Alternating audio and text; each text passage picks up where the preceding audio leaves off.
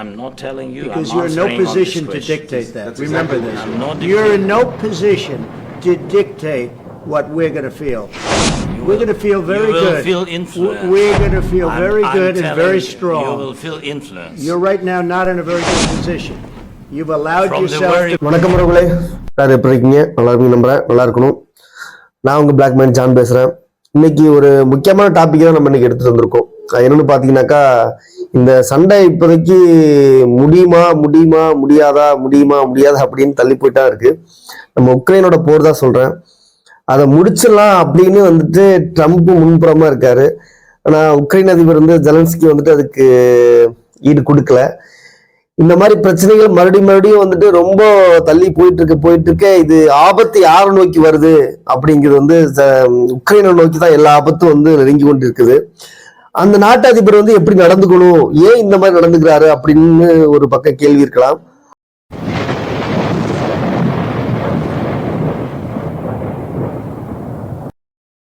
இன்னைக்கு நம்ம அந்த விஷயத்தை மட்டும் தான் பத்தி பார்க்க போறோம். உக்ரைன் அதிபரோட சில சங்கடங்களான வீடியோக்கள்லாம் வெளியே இருந்திருக்கு.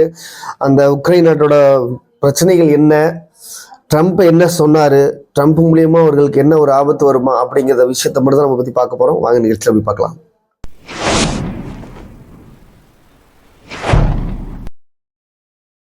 ஜெலன்ஸ்கி நடந்துக்கிறது சில பேரோட கருத்துக்கள்ல தப்பா தெரியுது. அதே மாதிரி ட்ரம்ப் நடந்துக்கிறது சில பேரோட பார்வையில தப்பா தெரியுது. என்ன மாதிரி அங்க விஷயங்கள் நடந்தது வெள்ளை மாளிகையில? அதாவது சனிக்கிழமை வரப்பட்ட நம்மளுடைய உக்ரைன் அதிபர் ஜெலன்ஸ்கி, அதாவது வெள்ளை மாளிகையில அவருடைய அவமானப்படுத்தப்பட்டு தான் ஃபர்ஸ்ட் உள்ளேயே வந்திருக்காரு அவரு. ஏன்னா அவரு நிறைய பிரச்சனைகள், நிறைய ஒரு டிப்ரெஷன்ல தான் அவர் இருக்காரு. யாரு? ஜெலன்ஸ்கி இருக்காரு. அப்படி இருந்தும் அவரை நடத்தின விதங்கள் ஒரு தப்பான இதா இருந்தது அப்படின்னு ஒரு மீடியாக்கள் மூலியமா சொல்றாங்க. அது இங்க என்ன நடந்ததுனாக்கா, சனிக்கிழமை வர வைக்கப்பட்ட உக்ரைன் அதிபர் ஜெலன்ஸ்கி அந்த வெள்ளை மாளிகையில மீட்டிங் அரேஞ்ச் பண்ணாங்க. எப்பவுமே ஒரு பல நாட்டோட அதிபர்கள் கலந்து நடக்கிற ஒரு மீட்டிங்ல எப்பவுமே அந்த ரகசியமா தான் அந்த மீட்டிங் நடத்தப்படும். அந்த மீட்டிங் பேச்சுவார்த்தை ரகசியமா தான் நடத்தப்படும். ஆனால் இப்பொழுது மீடியாக்களும் ட்ரம்புக்கு ஆதரவாகவும் நிறைய உக்ரைனுக்கு ஒரு கம்ஃபர்டபுள் இல்லாத இடத்துலதான் அந்த ஒரு பேச்சுவார்த்தை நடத்தப்பட்டதுன்னு சொல்றாங்க.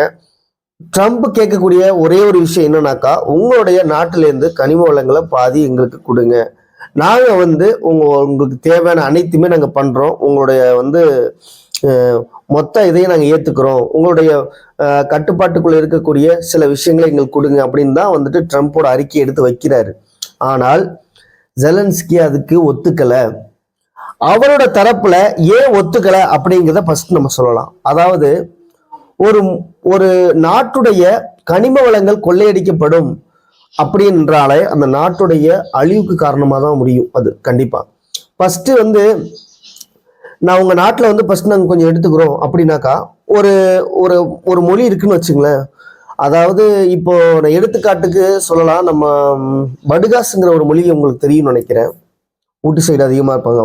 அவங்களுக்கு எழுத்து வடிவு கிடையாது, மொழி வடிவு மட்டும்தான். அவங்களுக்கு மொழியில மட்டும்தான் பேசக்கூடியது மட்டும்தான், அவங்களுக்கு எழுத்து வடிவு கிடையாது. அவங்க பாத்தீங்கன்னாக்கா எப்பவுமே அவங்களுக்குன்னு ஒரு கலாச்சாரம், கல்ச்சர் எப்பவுமே அது இருக்கும். அவங்களுக்கு அவங்களுக்குள்ளேதான் லவ் நடக்கும், லவ் மேரேஜ் எல்லாமே அவங்களுக்குள்ள மட்டும்தான் பண்ணுவாங்க.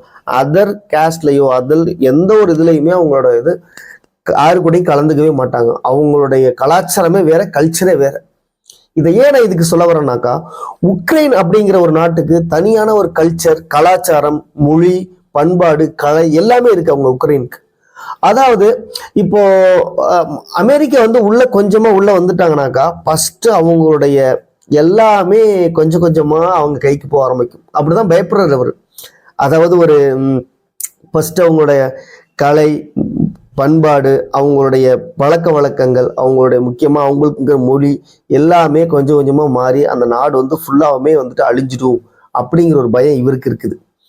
ஆமாங்க, நீங்களே சொல்லுங்க. அதாவது ஒரு நாட்டினுடைய அதாவது கலை, பண்பாடு இதெல்லாம் அழிஞ்சிட்டுன்னு வச்சுங்களேன், அவங்களுடைய மொழியும் அழிஞ்சிட்டுனாக்கா அந்த நாடே இருக்காதுல்ல. இதுதான் அவர் தரப்புல எடுத்து வைக்கப்படுற ஒரு கருத்தா இருக்குது. நான் வந்து இதுக்கு ஒத்துக்க மாட்டேன். என்னைய நோட்டான்ற அந்த இதுல வந்துட்டு என்னை வந்து ஆட் பண்ணுங்க, அந்த ஒரு அமைப்புல என்னை சட்டமைப்புல வந்து ஆட் பண்ணுங்க. அப்படி ஆட் பண்ணிட்டீங்கன்னாக்கா நான் வந்து ஆட்சி நடத்த முடியும், என்னோட ஆட்சி காலங்களும் நல்லா இருக்கும் அப்படின்னு சொல்லிட்டு அவரோட தரப்புல எடுத்து வைக்கிறாரு. அதற்கு முன்னாடியே சில கனிம வளங்களுக்கு ஒத்துழைப்பு போட்டு அது ஒப்பந்தமும் கையெழுத்திட்டிருக்காரு. ஜெலன்ஸ்கி வந்துட்டு ஆல்ரெடியே சில ஒப்பந்தத்துல கையெழுத்து போட்டுருக்காருன்னு சொல்லிட்டு அவர் சொல்றாரு. இப்போ ஜெலன்ஸ்கி சைடு நம்ம வந்து சில விஷயங்கள்லாம் பார்த்தோம். அதுவே நம்ம ட்ரம்ப் சைடு வருவோம், அமெரிக்கா சைடு வருவோம். அமெரிக்காவில் வந்துட்டு அவங்க தான் பல வருஷங்களாக நிறைய இராணுவ வீரர்களை அனுப்பி அந்த நாட்டை பாதுகாக்கிறதா இருக்கட்டும், உணவு முறையாக இருக்கட்டும், எல்லாமே அவங்க வந்து உதவி பண்ணுறாங்க.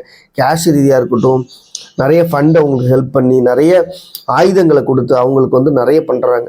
ட்ரம்ப் இப்போ என்ன சொல்கிறாருன்னா, என் நாட்டு மக்கள் கொடுக்கக்கூடிய வரியில தான் அந்த காசு வருது, அந்த காசை வச்சுதான் நான் உக்ரைன் உங்களுக்கு நான் நிறைய ஹெல்ப் பண்ணியிருக்கேன், இத்தனை வருஷமா உங்களுக்கு உதவி பண்ணியிருக்கேன், இவ்வளவு வருஷமா உங்களுக்காக நின்றுருக்கேன், ஏன் இந்த உதவி நீங்க பண்ண மாட்டீங்க அப்படிங்கிறது இவரோட தரப்புல இருக்கு. இவரோட தரப்புல பார்த்து நியாயமா இவர் எடுத்து வைக்கிறார். இவர் என்ன சொல்றாருன்னா, என் சைடு வந்துரு, நான் பாத்துக்கிறேன் உன்னைய, நான் எல்லாமே பண்றேன், உன்னோட சைடு என்னோட மக்களோட வரி பணத்துல இருந்தானே உங்களை இவ்வளவு நாள் காப்பாற்றணும், இந்த விஷயத்த வந்து ஏன் இப்படி நீங்க வந்துட்டு ஏத்துக்க மாட்டற அப்படின்னு சொல்லிட்டு நிறைய கருத்து வேறுபாடாகி இவரோட செயலை எடுத்து வைக்கிறது கரெக்டான்னு நீங்க சொல்லணும் கமெண்ட்ல. கண்டிப்பா வந்துட்டு நிறைய இதை பத்தி பேச ஆரம்பிச்சு நிறைய கருத்து வேறுபாடுலாம் ஆகி அது ஜெலன்ஸ்கியை பார்த்து ஒரு மீட்டிங்ல, அந்த மீட்டிங்ல கேட்குறாங்க, சில வந்துட்டு ஒரு முகசுளிக்கக்கூடிய விஷயங்கள்லாம் அங்கே நடந்திருக்கு. அதாவது அவரோட ட்ரெஸ்ஸை பார்த்து ரொம்ப இது பண்றாங்க.